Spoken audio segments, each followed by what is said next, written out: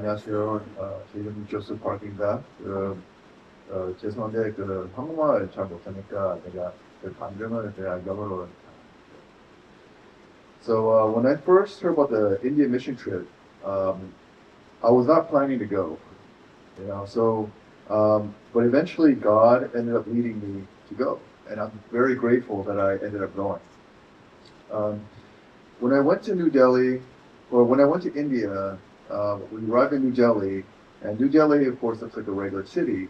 But when we flew into Darbhanga, Darbhanga was like, Shiva, like looks like Cuba, So it kind of reminded me a lot about when I did a mission trip to Cuba. So the first day when we went to the Agape Church in Darbhanga, we saw all the candidates coming in. And, one of my jobs was to take pictures and do all that, do that for this mission. So on the first day, when the candidates were coming in, one of the situations that we had was that at our hotel, we had police officers coming in and trying to figure out who we were.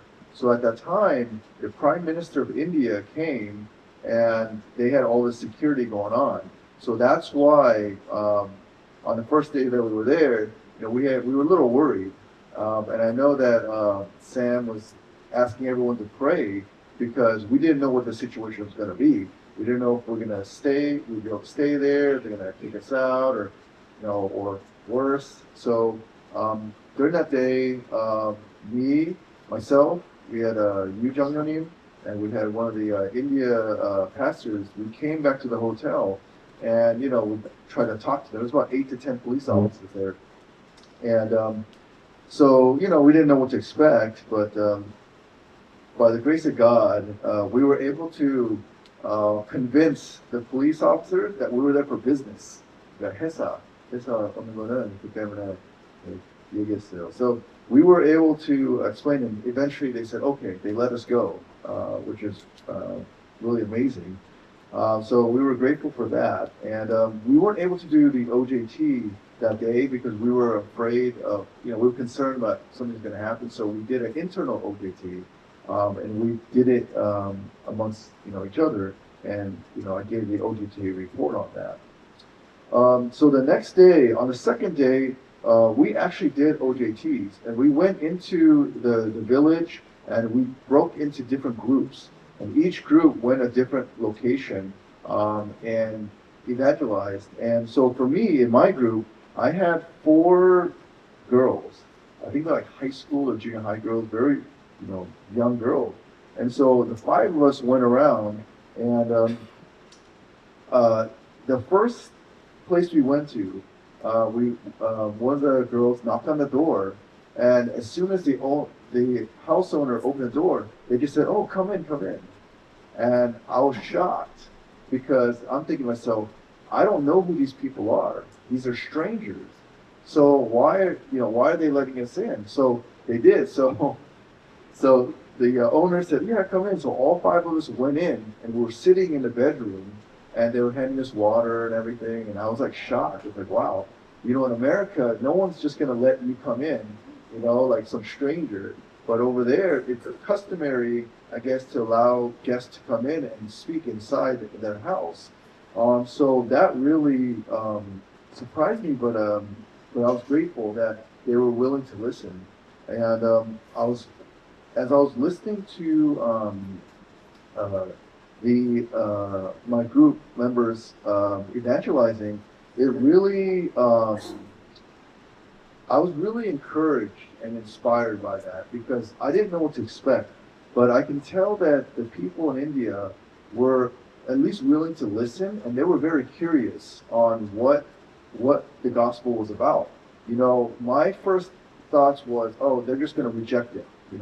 If we try to witness to them, they're not going to care, like, okay, we're Hindi, we don't want to listen to it. But surprisingly, most people we talked to were at least willing to listen, and some were even very curious about it. And so when I saw my team really putting in a lot of effort to witness, and one of the members, I forgot her name, but she memorized everything.